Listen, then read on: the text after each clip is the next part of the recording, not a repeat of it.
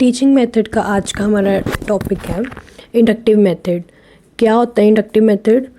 हम उसका पूरा करेंगे, इंट्रोडक्शन वर्ड करते हैं, फिर उसका स्टेप्स करेंगे और एडवांटेजेस भी देखेंगे क्या फ़ायदे हैं इंडक्टिव मेथड के। In an inductive approach without having met the rule, the learner studies examples and from these examples drive an understanding of the rule। समझ आ गया होगा लाइन से कि क्या है, कि पर्सन क्या है, कि वो सीधा रूल से कैसे मिलता है, मतलब रूल से सीधा नहीं मिलता, पहले एग्जाम्पल से जाता है। एग्जाम्पल से वो क्या है, डायरेक्ट कहाँ तक जाता है, रूल क्रिएट करता है खुद से। मतलब एग्जाम्पल से वो क्या है, जनरल रूल जो है वो बनाता है। मतलब अगर देखना हो इंडक्टिव मेथड क्या होता है, उसमें क्या होता है कि पर्सन क्या है, नोन से अननोन की तरफ जाता है। मतलब जो चीज़ों से पता है, मतलब सिंपल से कॉम्प्लेक्स की तरफ जाना इंडक्टिव मेथड में ऐसा होता है। मतलब इसको क्या कहते हैं, हम बॉटम अप्रोच भी कहते हैं, मतलब बॉटम से अप की तरफ जाना, टॉप की तरफ जाना। एग्जाम्पल्स से किसकी तरफ जाना, रूल्स की तरफ जाना। एग्जाम्पल से रूल की तरफ जाना, मतलब जनरल स्पेसिफिक से जनरलाइजेशन तक के जाना। जैसे अगर एग्जाम्पल दूँ स्पेसिफिक, कैसे स्पेसिफिक से जनरल की तरफ जाना, जैसे हमने बोला कि एग्जाम्पल से रूल की तरफ, तो स्पेसिफिक कैसे आ गया। जैसे कोई एग्जाम्पल, जैसे कोई डॉग है, तो हम क्या कहते हैं कि डॉग क्या करते हैं, भौंकते, कुत्ते भौंकते हैं तो भाग करते हैं। तो हम क्या उससे क्या जनरल रूल बना लें कि सभी जो डॉग हैं वो क्या होंगे, भाग करेंगे, क्योंकि हमने एक स्पेसिफिक एनिमल देखा है ना। स्पेसिफिक एनिमल क्या कौन सा देखा है, डॉग देखा है।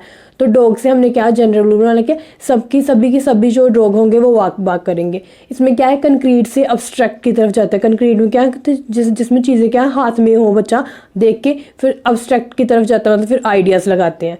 कंक्रीट से अब्स्ट्रैक्ट की तरफ, मतलब इसका मतलब ये है कि ये क्या है, जो छोटे बच्चों उनके लिए सबसे परफेक्ट होती है method. According to psychological needs of student की साइकोलॉजिकल नीड की को पूरा करता है ये। इसमें लेस मेमोराइजेशन होती है, मतलब ज़्यादा क्रैमिंग नहीं करनी पड़ती। बट ये इसीलिए ये क्या है, मोर कंज्यूमिंग, क्योंकि इसको क्या एग्जांपल्स के थ्रू, चल के स्टेप्स के थ्रू फिर हम जाके रूल क्रिएट करते हैं। तो ये क्या है, टाइम कंज्यूमिंग है। चाइल्ड के इंटरेस्ट का पूरा ध्यान रखा जाता है, क्योंकि बच्चे की पूरी केयर की जाती है कि हाँ उसको अच्छे से समझ आए। और ये मेथड अरिस्टोटल ने दिया था, अरस्तु जिसे बोलते हो, इंडक्टिव मेथड। बट एक कई बार इंडक्टिव मेथड में बैकॉन का नाम भी जुड़ता है। जब साइंटिफिक अप्रोच अगर आ जाए इसमें, तो वो बैकॉन लेके गया था। अदरवाइज इंडक्टिव मेथड जो है वो अरिस्टोटल ने ही दिया था। स्टेप्स देख लेते हैं इंडक्टिव मेथड के क्या हैं। सबसे पहले स्टेप है परसेप्शन। परसेप्शन क्या होती है कि हम जो हमारी क्षमता होती है किसी चीज़ को देखने की, हम सुनते हैं और हम क्या उस चीज़ के बारे में अवेयरनेस क्रिएट होती है हमारी, किसके थ्रू, हमारी सेंसेस के थ्रू अवेयरनेस हम क्रिएट करते हैं, मतलब जनरलाइज करते हैं चीज़ों को देख के, वो होते हैं perception. Here in first step of inductive method क्या है कि फर्स्ट स्टेप क्या है, परसीव करना, चीज़ों को परसीव करना, मतलब उनको समझना। ठीक है, perceive the various examples, situation और केसेस, अलग अलग सिचुएशन को, एग्जाम्पल्स को क्या करना, परसीव करना। In daily life we perceive different situation with the help of other. हम चीज़ों के क्या है, अलग अलग सिचुएशन को देखते हैं, परसीव करते हैं, किनकी हेल्प से, दूसरों की हेल्प से, मतलब दूसरों का रोल है। जैसे मैंने एग्जांपल दी थी कि डॉग का रोल था ना, डॉग को देख के हमने परसीव करके बताया कि हाँ सभी डॉग क्या है, भाग करते होंगे। इन क्लासरूम सेटिंग जो होती है, फॉर्मल सेटिंग, उसमें देखा जाए तो examples are provided by teacher. Teacher क्या एग्जाम्पल प्रोवाइड करता है स्टूडेंट्स को, तो वो जो एग्जाम्पल्स है वो कौन परसीव करता है, लर्नर परसीव करते हैं। इन परसेप्शन लर्नर यूजेस सेंसेस। जब वो परसीव करते हैं वो अपनी सेंसेस के थ्रू करते हैं, देख के, सुन के, बोलते हैं, क्वेश्चनिंग करते हैं। And give meaning to the example. अपनी जो टीचर ने एग्जाम्पल प्रोवाइड करते हैं उनको मीनिंग बताते हैं कि हाँ इसका ये मतलब होगा, इसका ये होगा। ठीक है, so first step is perception. Total 4 steps हैं। Now the second step is reasoning. Reasoning में क्या है कि मेंटल एक्सरसाइजेज होती हैं लर्नर की, कि वो क्या करता है, मतलब कोग्निटिव पावर के थ्रू अपनी वो फाइंड करता है कि चीज़ों में कॉमन क्या है। जैसे 2 चीज़ें उसको बताई गई हैं, जैसे मतलब एक इंडक्टिव मेथड बताया गया और एक डिडक्टिव। फिर उसमें वो देखता है कि कॉमन क्या चीज़ है और उसमें डिफरेंसेस क्या हैं। ठीक है, cause and effect relationship between examples, उसको एग्जाम्पल्स प्रोवाइड की जाती हैं, टीचर उनको एग्जाम्पल्स प्रोवाइड करेगी ये मेथड, इसमें लर्निंग की क्या एग्जाम्पल के थ्रू होगी, तो टीचर क्या एग्जाम्पल्स प्रोवाइड करेगा और वो जो लर्नर है उसमें कॉमननेस फाइंड करने की कोशिश करेगा। In classroom teacher help learner to find out to analyse, मतलब क्लासरूम में टीचर स्टूडेंट की हेल्प करता है कि चीज़ों में अगर वो नहीं फाइंड कर पा रहा तो उसको थोड़ा समझाता है, मतलब फीडबैक उसको प्रोवाइड करता है अगर वो गलत ट्रैक पे जा रहा है, ताकि जो लर्नर है वो फिर से अपनी राइट डायरेक्शन की तरफ आ सके और अपनी जो एरर्स हैं उनको क्या करे, रिड्यूस कर सके। ठीक है, इसमें दोनों टीचर और लर्नर दोनों क्या रहते हैं, मेंटली एक्टिव रहते हैं। और इसी स्टेज में, जो रीजनिंग की स्टेज है, इसी स्टेज में हमें आंसर मिलता है वाई का, कि क्यों कोई चीज़ क्यों हो रही है। ठीक है, इसका आंसर मिलता है। Next third step is judgement.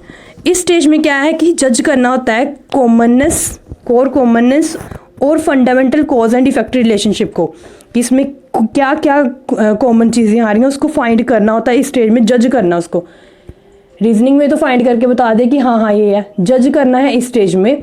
इस स्टेज में भी गलतियाँ होती हैं, एरर्स रहते हैं, मतलब कि हम कह सकते हैं कि इस स्टेज को कि कंक्लूजन मिल जाता है पर्सन को, बट विदाउट वेरिफिकेशन।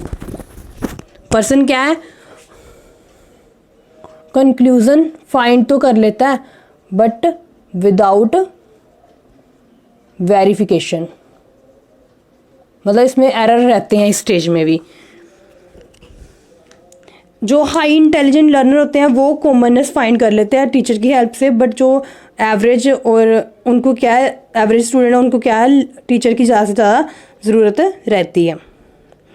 इसमें क्या है कि वो अलग अलग कंक्लूजन फाइंड करके रख लेता है स्टूडेंट की, हाँ कि कोई चीज़ का कि कंक्लूजन, जैसे मैंने बोला कि हाँ डॉग को देखा कि वो भाग करता है, फिर और भी डॉग्स को ऑब्जर्व करा कि हाँ वो भी भाग कर रहे हैं, ऐसे करके मतलब पूरा क्या है, जजमेंट अपनी कंक्लूजन इकट्ठे कर लेता है। Last fourth step is generalisation. When relationship और commonness is accepted by almost all as true, जब हो जाता है कि हाँ सारे सही हैं बिल्कुल। When repeated observation show same result, जो बार बार ऑब्जर्व की चीज़ें आ रही हैं उन सब का रिजल्ट सेम आ रहा है। When learner define the concept accurately, learner उस कंसेप्ट को एक्यूरेटली डिफाइन कर सकता है, then this stage is discovery of new law, principle, theory. तब हम इस स्टेज को क्या कहेंगे कि ये क्या है, नया उसने प्रिंसिपल, नई थेरी उसने फाइंड कर ली, जनरलाइज कर लिया चीज़ों को। एग्जाम्पल से वो क्या है, जनरलाइजेशन की तरफ आ गया। जैसे किसी ने स्पेसिफिक चीज़ देखी है कि वहाँ बादल हैं, स्पेसिफिक हो गए कि बादल जब आते हैं तो जनरल रूल क्या बना लिया कि बारिश आएगी, जब बादल आएंगे तो बारिश आनी है। वो क्या हो गया, स्पेसिफिक से क्या आ गया, जनरलाइजेशन की तरफ आ गया कि हाँ बादल, काले बादल आए तो बारिश होएगी। तो हम लोग कैरेक्टरिस्टिक्स देख लेते हैं इंडक्टिव मेथड की। जितना हमने पढ़ा इंडक्टिव मेथड उसी से ही इसकी कैरेक्टरिस्टिक्स बन जाएंगी। सबसे पहला है प्रोसेसिंग। प्रोसेसिंग ये क्या है, एक मेथड क्या है, प्रोसेस है। प्रोसेस करता है कि मतलब कि क्या चीज़ हो रही है, इसमें प्रोसेसिंग क्या हो रही है कि पर्सन पर्टिकुलर से जनरल की तरफ जा रहा है। ठीक है ना, कोई पर्टिकुलर चीज़ से वो जनरल रूल क्रिएट कर रहा है, मतलब एग्जाम्पल से जनरलाइजेशन की तरफ जा रहा है, ये प्रोसेसिंग हो रही है। ठीक है, उसको एग्जाम्पल्स प्रोवाइड की जाती हैं तो वो क्या है, एग्जाम्पल्स के थ्रू क्या है, जनरल पूरा रूल बना लेता है, रूल क्रिएट कर लेता है। इसमें क्या है कि कॉमननेस, एग्जाम्पल में कॉमननेस फाइंड करके उसके कोज एंड रिलेशन फाइंड करके फिर क्या है, जनरल कंक्लूजन पे पहुंचता है और उससे क्या है, मेड बनाता है और उसे वेरीफाइड करता है। तो ये क्या है, पूरी प्रक्रिया चल रही है ना, एग्जाम्पल से कहाँ तक जाना है, रूल क्रिएट करना, एक प्रोसेसिंग हो गई। Next is discovery. Inductive method क्या है, मेथड ऑफ डिस्कवरी। हमने लास्ट स्टेप में ही किया है कि जब क्या है, क्या होता है, स्टूडेंट्स को एग्जाम्पल्स दी जाती हैं, चैलेंजेस उन्हें दिए जाते हैं और उन्हें क्या है, सोल्यूशन फाइंड करने के लिए छोड़ दिया जाता है खुद से। एग्जाम्पल्स दे के उनको सोल्यूशन फाइंड करने के लिए छोड़ दिया जाता है कि हाँ सोल्यूशन फाइंड करो। वो खुद से ही फाइंड आउट करते हैं सोल्यूशन, और कोई ना कोई स्पेसिफिक केस उनको मिलता है, एग्जांपल्स मिलती हैं, उनको वो क्या एनालाइज करते हैं, उनमें सिमिलैरिटीज़ फाइंड करते हैं, कोज और उसका इफेक्ट रिलेशन फाइंड करते हैं। ये क्या एक मेंटल चैलेंज उनके लिए बन जाता है। स्टार्टिंग में उनको क्या है एरर्स आते हैं, बट धीरे धीरे क्या है एरर क्या है वो रिड्यूस करते हैं। किसकी हेल्प से? टीचर की हेल्प से। टीचर उनको फीडबैक प्रोवाइड करता है ताकि वो ट्रैक पर रहें। मतलब इसमें क्या है डिस्कवरी कर रहे हैं, किसकी रूल कोई नया क्रिएट कर रहे हैं। Next is upward. अपवर्ड क्या कि ये क्या है सिंपल से कॉम्प्लेक्स की तरफ जा रहा है, मतलब क्या है ऊपर, अपवर्ड जा रहा है ऊपर, ऊपर की तरफ, मतलब कि लोएस्ट से किस तरह, लोएस्ट जो लोएस्ट से हायर की तरफ जाना। क्योंकि इंडक्टिव मेथड क्या है कि सारी एग्जांपल्स को कलेक्ट करके परसीव करके चीज़ों को उनको क्या है उनकी सिमिलैरिटी और डिफरेंसेस फाइंड करके, रिलेशन फाइंड करके, मतलब जितनी भी सारी नॉलेज है सारी इकट्ठी करनी। इसके लिए क्या है हाई कोग्निशन की ज़रूरत है, मतलब क्रिटिकल थिंकिंग चाहिए, रीजनिंग चाहिए, ठीक है ना। तभी तो बच्चा क्रिएट कर पाएगा कि हाँ कि कौन सी चीज़ सही है और कौन सी चीज़ में गलत आ रही है, ठीक है ना। मतलब सारी उसकी मेंटल एक्सरसाइज हो रही हैं, तो ये क्या है कोग्निटिव पावर, मतलब कि क्या है वो हायर लेवल की तरफ जा रहा है, नॉलेज उसको मिल रही है, तो वो ऊपर हायर लेवल की तरफ उसकी मूवमेंट हो रही है, तभी तो वो क्या है एक एग्जाम्पल से एक इतना बड़ा रूल क्रिएट कर पा रहा है। Next is slow. ऑब्वियसली ये क्या है इंडक्टिव प्रोसेस क्या है स्लो है, क्योंकि पहले क्या है इसको एक तो बहुत ज़्यादा टाइम लगता है कि सभी एग्जांपल्स केसेस को कलेक्ट करना। सबसे पहला तो ये हो गया एग्जांपल्स इतनी सारी कलेक्ट करनी। उसी के कारण क्या है कि फिर उनको एनालाइज करना पूरा, तो ये क्या है एक स्लो प्रोसेस चली जाती है, मतलब बहुत ज़्यादा टाइम कंज्यूमिंग, जिसके कारण क्या होता है कि सिलेबस अगर देखा जाए तो कंप्लीट नहीं होगा अगर इंडक्टिव मेथड ही यूज़ किया जाए अगर। Next is first hand knowledge. Inductive method में क्या है कि कम बट क्या है खुद बच्चे को एक्सपीरियंस मिलता है, ठीक है ना। फर्स्ट हैंड इन्फॉर्मेशन और नॉलेज उसको खुद से मिलता है, जब वो खुद से क्या करता है उन चीज़ों को कलेक्ट करके एनालाइज करता है और जनरलाइज करता है चीज़ों को। वो कोई भी इंफॉर्मेशन को इलॉजिकली नहीं लेता, वो खुद से क्या है इन्वॉल्व होता है लर्निंग प्रोसेस में और चीज़ें को फाइंड आउट करता है। Next is group learning. Inductive method जो है वो इनकरेज करता है लर्नर की पार्टिसिपेशन को, कि अपने जो व्यूज़ है वो शेयर करे, डिस्कस करे अपनी एग्जांपल्स को दूसरों के साथ। तो इसमें क्या है कि ग्रुप लर्निंग होती है। इसके अलावा इनडायरेक्ट भी है ये learning, that is gaining knowledge in inductive method is indirect है, क्योंकि इसमें क्या है कि जो एग्जांपल्स है सारी वो क्या टीचर दे रहा है, एविडेंसेस वो टीचर और स्टूडेंट के बीच में है। मतलब क्या है नॉलेज जो है वो क्या है एग्जांपल्स के थ्रू हो रही है, एग्जांपल्स के थ्रू नॉलेज मिल रही है, मतलब खुद से जनरल कोई रूल बना के नहीं मिल रही, पहले एग्जांपल्स के थ्रू जाना पड़ रहा है ऊपर। इसके अलावा और देखा जाए तो ये क्या है एक्टिव भी तो है, दोनों ही एक्टिव है, टीचर भी और स्टूडेंट दोनों क्या है फुल ऑफ, क्योंकि inductive method full of activities है, माइंड की एक्टिविटीज़ क्या है पूरी भरी हुई हैं, और दोनों के लिए दोनों ही एक्टिव है इसमें, टीचर भी और स्टूडेंट भी। क्योंकि विदाउट एक्टिव इन्वॉल्वमेंट जो जब पार्टिसिपेशन के बिना क्या है किसी भी जनरलाइजेशन तक नहीं पहुंचा जा सकता। इसके अलावा एज फैक्टर भी आ जाता है। जो इंडक्टिव मेथड है वो ज़्यादातर किन के लिए सूटेबल है कि जो लोअर क्लासेस के बच्चे हैं उनके लिए, क्योंकि उनको क्या है मोर अपॉर्चुनिटी मिलती है कि वो क्या है डायरेक्ट नॉलेज ले सकें, खुद से एक्सपीरियंस कर सके, कॉन्क्रीट एक्सपीरियंस उनको मिलता है कि वो खुद से चीज़ों को देखते हैं। जैसे कि पियाजे की थ्योरी में हमने पढ़ा था कि कॉन्क्रीट स्टेजेस जो हैं वो लोअर जो एज के बच्चे होते हैं उनको चाहिए होती हैं, तो उनके पास क्या है सफिशिएंट टाइम होता है लोअर क्लासेस में कि वो इस मेथड को यूज़ कर सकते हैं और नॉलेज गेन कर सकते हैं। Next merits. वैसे तो जो करेक्टरिस्टिक्स करी हैं वही इसकी मेरिट्स बन जाएंगी। इसके अलावा अगर देखा जाए तो फर्स्ट है डेवलप कॉन्फिडेंस। जो इंडक्टिव मेथड है वो क्या है उसमें अफेक्टिव रेडनेस, मतलब इमोशनली बच्चा रेडी रहता है। कोग्निटिव मोटर एक्टिविटी उसकी होती है कि कोई काम करने की, ठीक है। इसमें क्या है कि जो इंडक्टिव मेथड है वो क्या है बच्चे का इमोशनल रेजिस्टेंस और हेजिटेशन को मतलब ब्रेक करता है, कि बच्चा मतलब कि हेजिटेट नहीं फील करता क्योंकि उसने खुद से सोल्यूशन फाइंड किया है। उसमें क्या है कॉन्फिडेंस बढ़ेगा उसमें, क्योंकि जब कलेक्शन करता है वो चीज़ों के केस को एग्जांपल्स को कलेक्ट करता है तो लर्नर को अपनी स्ट्रेंथ के बारे में पता चलता है, अपनी वीकनेसेस पता चलती है कि हाँ कहाँ पे वो गलत हो रहा है, ठीक है। जब वो रेगुलर मेंटल एक्सरसाइज करेगा तो वो अपनी वीकनेसेस को क्या है रिड्यूस कर पाएगा और अपनी स्ट्रेंथ को क्या कर पाएगा इंक्रीज कर पाएगा। जब बच्चा अपनी गलतियों से सीखेगा, मतलब अपने वीकनेसेस को रिड्यूस करेगा और अपनी स्ट्रेंथ को और स्ट्रॉन्ग करेगा। तो बच्चा क्या होएगा, मोर कॉन्फिडेंट होगा, और यही कॉन्फिडेंस क्या है उसको आगे चीज इनिशिएटिव बनाएगा कि वो आगे चीज़ें और बेटर कर पाएगा। Next is develop problem solving skill. Regular exercise of inductive reasoning जो है वो क्या है, डेवलप करती हैं problem solving skill of life की भी।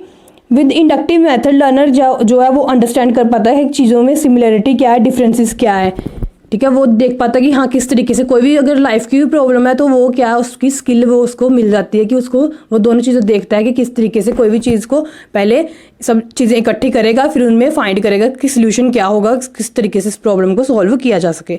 Next is develop scientific attitude. Simply attitude क्या होता है, किसी चीज़ को, किसी स्टिमुलस को देख के हमारा लर्नर का रिएक्शन क्या होता है, वो क्या उसका होता है, मतलब उसको बिहेवियर जो होगा वो क्या होता है, उसका एटीट्यूड होता है। जैसे कि इसमें क्या है, इंडक्टिव मेथड में हमने पढ़ा है कि बच्चा क्या है, एग्जाम्पल सब कलेक्ट करता है, फिर उसके बाद क्या है, उसके कॉज इफेक्ट सिमिलरिटीज़ कॉमननेस सब फाइंड करता है, और फिर जब लास्ट में जाके वो क्या है, जनरल रूल बनाता है, मतलब पूरा क्या है, सारी चीज़ों को देखता है वो। और साइंस में भी क्या होता है, लॉजिक सारे देख के फिर उसके बाद इफेक्ट बनाया जाता है। कोई भी चीज़ को ऐसे ग्रास्प नहीं किया जाता है ना, इलॉजिकली पूरा लॉजिक थ्रू किया जाता है। मतलब इसमें भी क्या हो रहा है, इंडक्टिव मेथड में वो सारी चीज़ों को लेके चल रहा है, फिर उसके बाद ही लास्ट में वो एक रूल बना पा रहा है। मतलब उसमें क्या है, साइंटिफिक एटीट्यूड डेवलप हो रहा है बच्चे में, इसलिए इसको क्या कहते हैं, साइंटिफिक मेथड भी बोला जाता है इसको। नेक्स्ट इसका अगर एक और देखा जाए तो डेवलप करता है क्रिटिकल थिंकिंग भी, क्योंकि हम क्या है चीज़ों में फाइंड कर रहे हैं कॉमन चीज़ें कौन है और उनमें डिफरेंसेस क्या है। जब हम फाइंड कर रहे हैं तो वो क्रिटिकल थिंकिंग है आ रही है कि कौन सी चीज़ गलत है, कौन सी चीज़ सही है, किसको आगे लेके चलना है। तो वो क्या है, इसको कह सकते हैं इंडक्टिव मेथड भी है, क्रिटिकल थिंकिंग को डेवलप करता है। Next is dynamic approach. Dynamic मतलब क्या होता है, चेंजेबल, क्योंकि जो जनरलाइजेशन है इंडक्टिव मेथड के थ्रू वो हमेशा क्या है, सेम नहीं रहती, ठीक है ना। कोई भी चीज़ जो है वो सेम नहीं रहती। अगर हम इवन हम इन्वायरमेंट में बोलें कि एक समान ही सारी चीज़ें रहें, वेदर्स सीजन है चेंज होते, कभी विंटर सीजन कभी समर सीजन, हर चीज़ क्या है चेंज होती है। तो ये भी इसी तरीके से क्या है, इंडक्टिव मेथड क्या है, चेंज होता है। मतलब कि अलग अलग एग्जांपल्स आती रहती हैं और उसके थ्रू उसके साथ ही क्या है, ये मेथड थोड़ा चेंज, मेथड में थोड़ी चेंजेस आई जाती हैं। सेटिस्फाई क्यूरियोसिटी ऑफ स्टूडेंट की क्या है, क्यूरियोसिटी को सेटिस्फाई करता है जब वो खुद से नॉलेज को फाइंड करने की कोशिश करते हैं। क्यूरियोसिटी जब वो खुद से चीज़ों को क्या है, उनका सोल्यूशन फाइंड करने की कोशिश करता है प्रॉब्लम की, तो वो क्या है, जो उसकी क्यूरियोसिटी होती है किसी भी चीज़ को जानने की कि हाँ इसके अंदर क्या है। छोटे बच्चों को होता है ना कि कोई भी चीज़ मना करो कि नहीं करनी, तो उनको होता है कि वो करके देखने की इसमें है क्या, क्यों मना कर रहे हैं, इसमें क्या होगा ऐसे। तो वो खुद से करेंगे, खुद से एग्जाम्पल्स के थ्रू जाएंगे, जनरल रूल फाइंड करेंगे, तो उनकी क्या है, क्यूरियोसिटी बढ़ेगी ही। ओके, आई होप आपको इंडक्टिव मेथड समझ आ गया, क्या इसके स्टेप्स हैं, मेरिट्स और कैरेक्टरिस्टिक्स सेम ही हो गए। अगर वीडियो पसंद आई है तो प्लीज़ चैनल को सब्सक्राइब कर दो और वीडियो को लाइक करना मत भूलना। Thank you.